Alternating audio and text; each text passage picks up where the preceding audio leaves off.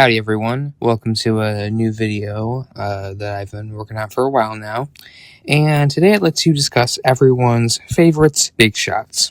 No, I will not be doing the actual big shot sound effect because my voice is far too strained from having to do all the voice lines I pre-recorded before this and put through the filter that I made for it. So please forgive me for not actually doing the thing that everybody, kind of thinks of for Spamton, besides deals. So I would like to actually discuss Spamton, and first of all, his general timeline that we can establish based off of all the evidence that we can gather, and also at the end, what I actually think of his character, based off of somebody who, if you look at all the other videos on my channel, has experienced great success, has wanted more as a result, and has not gotten it. So now's my chance to be a big shot. So the beginning of Spamton's story starts out as when he was, likely originally an Addison before he acquired his, weird little small puppeteering salesman. Puppeteering? I just mean puppet salesman. Yeah, because puppeteering is the act of controlling the puppet, which would make whoever is on the other line the puppeteer of Spamton in this scenario. But sorry, I'm getting away from the main topic. So Spamton's origins were likely as an Addison or somehow related to the Addisons, though he was never particularly good at being a salesman, which, I guess is the result of why he became Spamton. What are you doing if your advertising isn't working? You start to, advertise more. You start to almost spam the advertising. All you're doing is making a ton of spam, a spam ton. So, Spamton G. Spamton, I guess. Anyway, Spamton wanted to be popular. He wanted to be a big shot. He wanted to be, he wanted to have all the attention on him, much like how Tenna did. Of course, he was the email guy. Not the big shot TV guy. But eventually, he made a contact. Someone had found him, and they offered him some sort of a deal. Now, through this deal, he would get sort of, insider knowledge on how to make himself a big shot. The only problem is that whoever was on the other line wanted something back in return. But anyway, sales for him skyrocketed. This year was likely 1997 due to his whole, number one salesman rated number one rated salesman, 1997. Yeah, there it is. Yeah, sorry, that's the one last Spamton impression you're getting out of me, and that was a terrible Spamton impression, so do not expect more.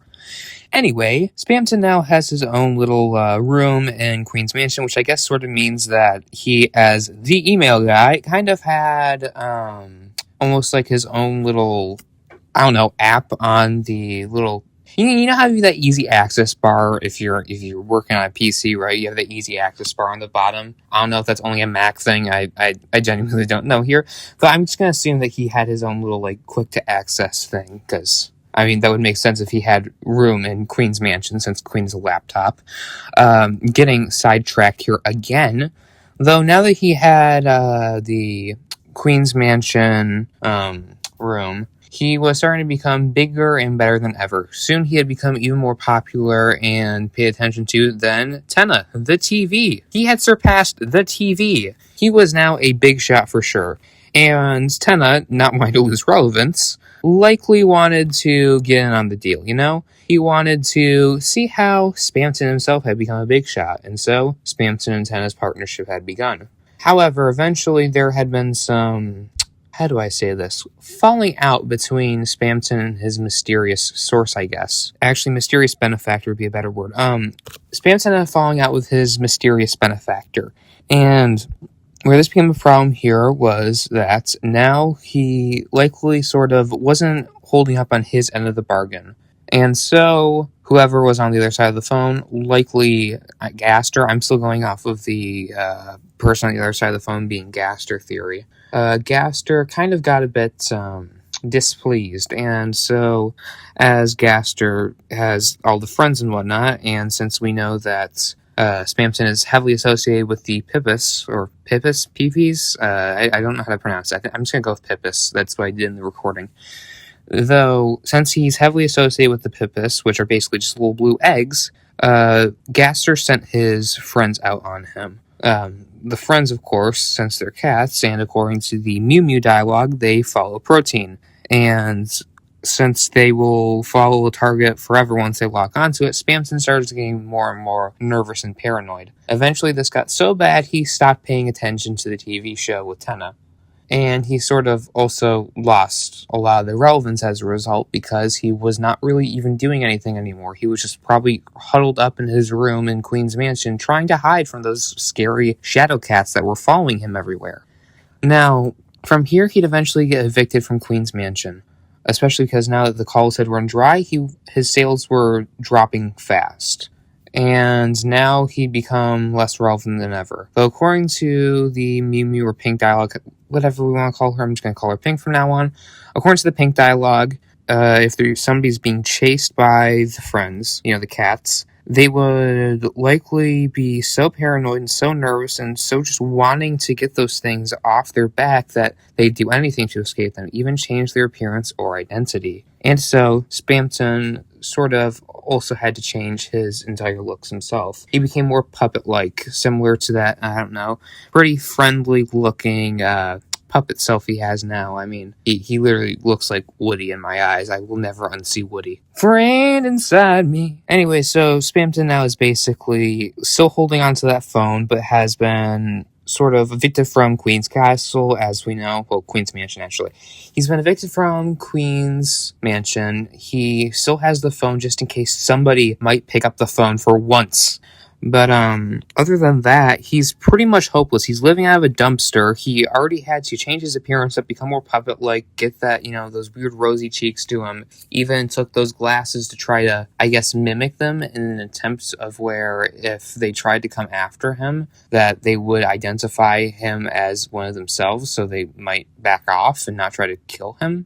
Actually, that makes sense why his hair turned black and everything he wears is black, too. He's trying to blend in with the front cats. Yes, that could be a very good theory title.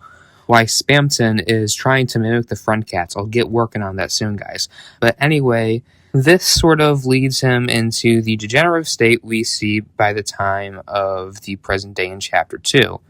After some time has passed, likely decades even, Spamton is now living out of a dumpster and is definitely insane. Now, if he could just find that old Neo body he found one day in Queen's basement, that old Microsoft Paint sketch that's Metaton, or Metaton's ghost counterpart, I guess, would have made back in the old days, then he could just finally be free. He'd finally have those, stupid puppet strings lifted from him, so whoever he made the contract with, once again, probably Gaster, would no longer be trying to control him. He'd no longer have the friend cats, going everywhere and following him.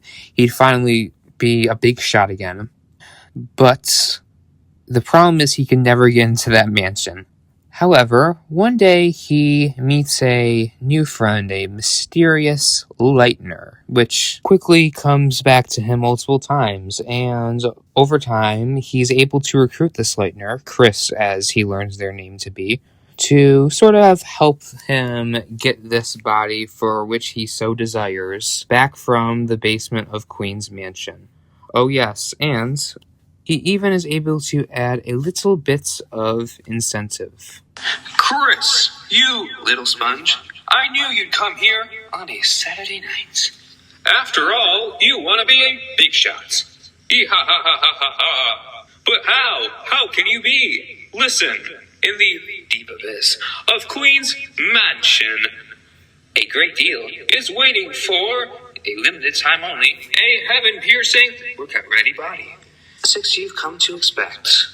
Copyrights 1997. Chris, that little nipper is our one-way ticket to make you big. Make me big. Before you know it, we'll be taking a ride around town on our special Congadero. Vacationing in burning acid while you soak in the hyperlink blocks. But Chris, don't breathe yet. The way is blocked by high-quality encryption. You will never get inside. Wait, Chris, look. Hear those balloons? You are 1,000th customer. As a commemorative ring, I will let you buy Keygen from me at the low price of, what do you think? It's such a steal. I'm myself. Take this deal and you will die. It's that good. Buy the keygen from me, unlock the basement, and get that empty disc. Now, we know that Spamton definitely could have done this himself because based off of Task Manager's dialogue and also just the fact that he was evicted to begin with, there's no way in hell he'd ever be able to get back into Queen's Mansion, at least himself. As if he sent anyone else there, well, I'll let his next line speak to you itself. Chris, buy keygen from me and go on to Queen's Mansion's luxurious basement apartments. What? Go myself? Chris! No! The men inside would! The men inside would! Yeah, Spamton really was not welcome back there. Now, his shop dialogue also tells us a lot about his aspirations and his goals, such as... I used to be nothing but the email guy. Now I'm the it burns! Ow! Stop! Help me! It burns! Guy! Amazed at this amazing transformation? You too can have a communion with... Soon I'll even surpass that damned clown around town. But unlike him, I'm gonna shoot for the sky and get on the path to the big one. I'll get so hyperlink blocked. Even then, also his relation with the knight who probably gave him the shadow crystal, which is shown through this piece of dialogue right here. Speaking of communion, Chris, did you know the knight? No, I'm sorry. I didn't mean to. Too many excess vacation days. Take a goddamn vacation straight to hell. Yeah, his employee-boss relationship was not likely the best with the higher-ups, and putting it out there, I think that this is evidence that he is still definitely being controlled on some level, especially with later the whole strings thing. And if you ask him about friends, he also gives this very interesting response, in my opinion. Me? Friends? Yeah, Chris, you and me are already friend request accepted. We don't need anyone else. We don't need easels or CRTs. We don't need any man, woman, or child at half price. We don't need Mike. Chris, don't believe anything you see on TV. The man's a criminal, I tell you, a criminal. Yeah, so that also gives us basically confirmation that things did not fall out too well between Spamton and Tenna, plus Tenna's workers and basically everyone in TV world. Yeah, Spamton, I think, just made an enemy of everyone he had met because of the whole, becoming paranoid after not holding up on his end of the deal. Anyway, eventually, Chris would come back with the empty disc, which Spamton would be, well, extremely pleased about. Chris, you did it, you funky little worm. You brought me the disc. Ochi mama, I can feel that smooth taste already. Now, Chris, don't be greedy. Hand over the disc. Then we will transfer my hyperlink blocks. Then, Chris, after this very, very important, go back and put the disc back where you got it. Do that, and you will have my special guarantee. I will pass my savings on to you. Every big, every shot, every hyperlink logs. All yours, Chris. So what do you say, big shots? Warning, if you consent to the terms and agreements, our store is permanently closing down. The options transferred and do nots are printed on extremely large and small, respectively. Finally, I knew you would. Request accepted. Chris, here I go. Begin the transfer. Yeah, fair warning there. I just added some little characterization of my own to make them sound a bit more glitchy. But I don't know if you guys would like that, but I kind of found it funny and also kind of fitting in the moments to do that. I don't know how that's going to be received though, so please do not get mad about that. That was just my own stupid little experiment. Of course, once he gets that Neo body again, Spamton does not really react like a normal human being would. Well, I mean, a normal Darkner would. And instead of sort of seeking this as a wondrous occasion that he can finally maybe just, I don't know, chill out, relax maybe, I don't know, maybe move out of the dumpster. Instead, he gets a bit power hungry, and I'll let him speak for himself. Do I feel good? Here I am, Chris. Bigger and better than ever. Ha ha ha! This power is freedom. I won't have to be just a puppet anymore. Or so I thought. What are these strings? Why am I not big enough? It's still dark. So dark. Chris. That's right. I need you to be big with me. Very, very big. So big, we'll stand up tall and see past the dark. Stand up with our heads in the clouds and look into heaven. I just need that little soul you have. Chris, you have friends. Why don't you tell them about my 3-for-1 special? Today, the whole family can take a little ride around town. Attention customers, clean up on aisle 3. Someone left their souls lying around. Chris, was that a big shot just now? Wow, I'm so proud of you. I could kill you. Heaven, are you watching? It's time to make a very special deal. So yeah, from there he basically tries to kill the Fun Gang, and in the end, the Fun Gang beats him. Of course, he loses the Neo body afterwards, and is kind of all tangled up in knots. Literally, he's hung up by the string. It's kind of sad but also hilarious, and at the same time. And this is what he says after that. It seems like, after all, I couldn't be anything more than a simple puppet. But you 3, you're strong. With a power like that, maybe you 3 can break your own strengths. Let me become your strength. And from there, he is turned into a Shadow Crystal. Or, I mean, at least I know he joins the party. He doesn't become the Shadow Crystal, he just gives the Shadow Crystal. But he basically stays in Chris's pocket from then on, and is also later on going to just be absolutely, probably laughing the entire time that he's in TV World, just because of the fact that he gets to watch Tenna get his arms chopped off by the Knight. Yeah. Though, on the Snowgrave route, or Weird route, I mean, we used to call it the Snowgrave route back then when Chapter T first came out, though now we're calling it the Weird route, or, well, some people are calling it Side B, but this is what he says in the Weird routes. Let me say, thanks to your total jackass stunts, I have become Neo, and now it's my mansion, my city, my world. So why are you stealing the fountain? To screw me over right at the good part? What are you, a game show host? Kid, forget it.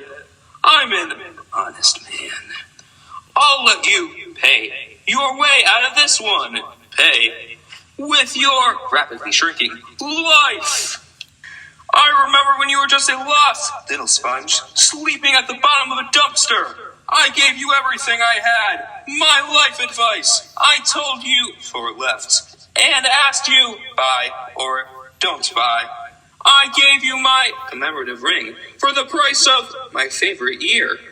And this is how you repay me, treating me like DLC. No, I get it. It's you and that Ochi Mama. You've been making, haven't you? You've been making hyperlink blocks. And now that you have your own supply, you don't need me. I was too trusting, too honest.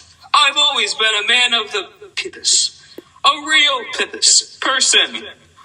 I should have known you would have used my ring for evil.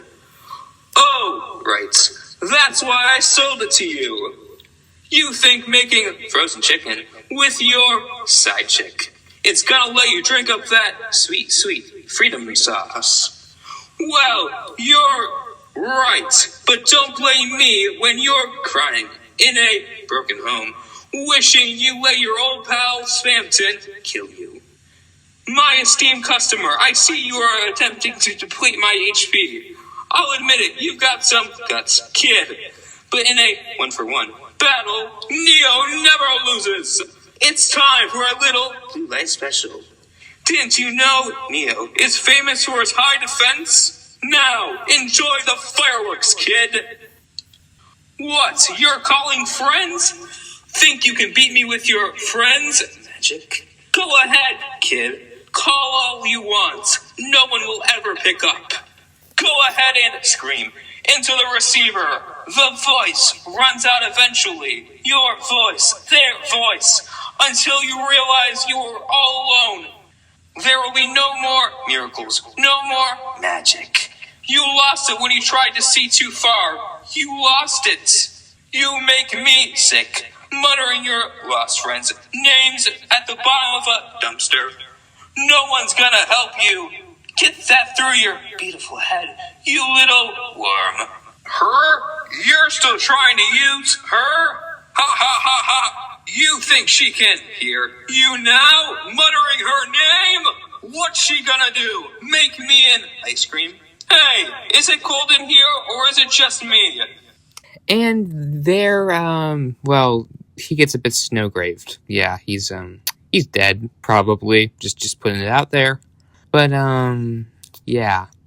You can take, especially from the Weird Bro dialogue, that Spamton definitely has a lot of insecurities and possibly even abandonment issues after, he sort of fell from grace, especially with the, you can call for, your friend's voice is all you want, but eventually, the voice on the receiver is gonna, run out. Your voice, their voice, that whole thing. I mean, I feel like that is definitely indicative of his mental state on just about everything at that point, because he obviously no longer trusts friendship. He obviously no longer trusts, really partnership either, definitely. He no longer really trusts anything. The only thing he trusts now is himself, and he thinks that people should really only trust themselves because, they're the only person that they can trust. The only person you can ever really know is yourself, so why would you trust anyone else? That's something that he had learned from, being a big shot and then being a nothing. He went from being a big shot to being a sad little sponge, all alone in a dumpster, crying out his friends' names.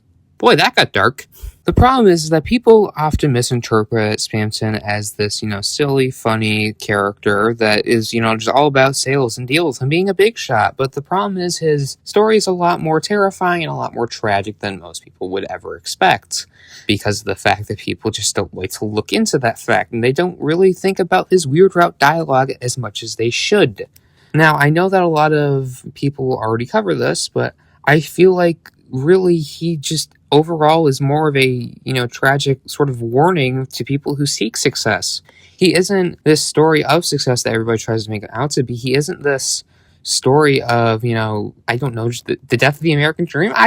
He is a tragic tale on what not to do, people. Do not make a deal with the devil. Do not sell your soul away. Do not sell away your freedom for the chance at bigger views or bigger sales or, just bigger attention, bigger popularity, bigger grades, bigger anything. Spamton is a cautionary tale about wanting to chase success. And the problem is, if you've already had somewhat success, you sort of start to get addicted to it. You sort of just want to see that, bigger number. You want to get that next hit of adrenaline the second that you see a bigger view or a bigger cash symbol or just anything. You start to sort of project your own self-worth on how successful you are. And I'm not saying that that's a good thing. That's obviously very much a bad thing. You should not, try to focus yourself and quantify yourself based on how popular or how successful you are.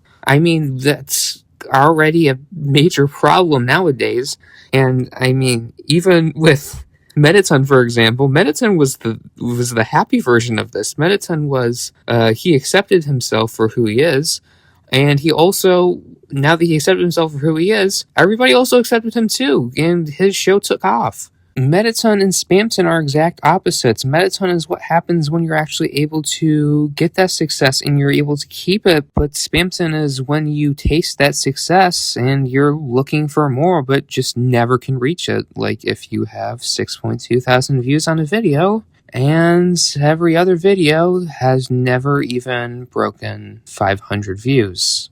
Yeah, I only really started to understand how Spamton really thinks after that point, when I sort of had one pretty successful video, I'd say, the whole Who Was the Roaring Knight thing, but then, I don't know, every other video of mine has never really been, that attention-grabbing. Even my funnier titles or funnier thumbnails have gotten basically zero response from anyone, and that was my chance to be a big shot. Now, would I change it? No, I would not want to change anything about this channel just to get more views. This is my passion project. This is, well, my real passion project of the video games I'm working on. But this is my way of, I don't know, getting my opinions out to the world. This is my way of speaking to others. This is my way of, being that little weirdo who thinks about lore about some random video game constantly and just wants to joke around and express himself through crudely drawn doodles that he made on Freeform on his little whatever it's called. And I mean, I would not trade this for being a big shot. Now, would it be nice if I had thousands of subscribers and I was, I don't know, hitting not six figures, if I was hitting 6 digits every time that I posted a video? Yeah, that'd be amazing. I'd also feel like I'd have to sacrifice a lot of what makes my channel, and if I'd have to sacrifice that, I wouldn't. I mean, if I look back to my Roaring Knight video, it was probably the most corporate and soulless of them all, if I'm being completely honest with myself. I mean, it had the least doodles of them all, they had the least character of them all. I mean, I don't think I really even put any joke doodles into there. So why I'm saying this is that Spamton, throughout his dialogue, seems to be completely willing to compromise on who he is if he can figure out how to be a big shot again. And I kind of find that to be a bit sad. He's willing to sort of override that just to be a big shot again, just to gain some freedom. Though the problem is, even if he somehow did escape the strings of whoever was on the other side of that phone, and he did get the friend cats off of him, I doubt that he'd actually really be free at all, because he'd still be chasing popularity, he'd still be chasing being a big shot. I mean, if you're addicted to something, do you give up just because you have it again? No, you keep trying to use more to try to get that same first high all over again. And I don't think that really most people think of Spamton as an addict, which he is. He is very much an addict to popularity. I mean, that's why he wants to be a big shot. He had that little sniff of popularity once. He had a little taste. And ever since then, he's just been chasing that high over and over and over again. That's why he needed to get that person on the phone back to him. That's why he sort of just completely mentally deteriorated the second that he was evicted from Queen's Palace. Once the spotlight was no longer on him, he didn't have anyone to really act for anymore. And by then, his entire personality was basically just acting, being this pompous, flamboyant salesman, being this big shot who knew how to get you all the successful deals that you could ever dream of. And, I mean, he even apparently had a bit of a feud with Jevil, considering the fact that he talks about that damn clown around town. But unlike him, we're going to shoot for the stars. But in chasing his popularity, and possibly because of his paranoia due to the shady deal he made, and now whoever he made the deal with wanting to collect on the debts, he pushed away everyone in his life. He ruined all his relationships. He burnt his bridges with Queen and the mansion inhabitants. He burnt his bridges with the Addisons. He burnt his bridges with Tenna and the rest of TV world. He's effectively completely abandoned the world around him by the time of Chapter 2.